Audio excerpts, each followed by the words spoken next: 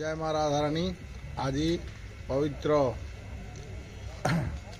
भागवत जन्म पूर्णमी अवसर रे चंद्र ग्रहण लगुवा जो आज रात्र 3टारे आमर पाड़िया मान डक जाता 4टारे मंदिर उन्मोचन करागला। मंगल आलती, मर्दन अवकाश, बेश, सूर्य पूजा, बाहर द्वारफल पूजा, भीतर द्वारफल पूजा, तापर गोपाल वल्लभ नीति, तापर मदरमोहन भोग, चतुर्पाश देवता भोग, भोग सरला सका धूप, तापर वीरकेशरी वल्लभ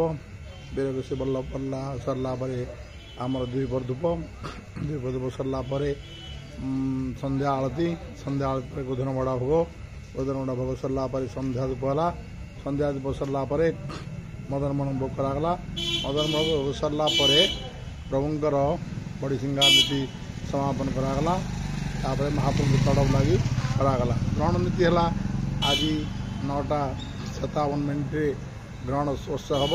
ग्रहण स्पर्श सरला 10:10-15 बजला पाड़िया सेवक मैंने समस्ते गाधोवाई जी स्नान सारी आसला प्रभुंर ग्रहण स्नान कर ग्रहण स्नान सरला महाप्रभुंर ग्रहण भोग यथा नड़िया, कदली, खई, कोरा ये सब देह प्रस्तुत भोग महाप्रभु भोग करागला बेश कर बड़सिंह बेश।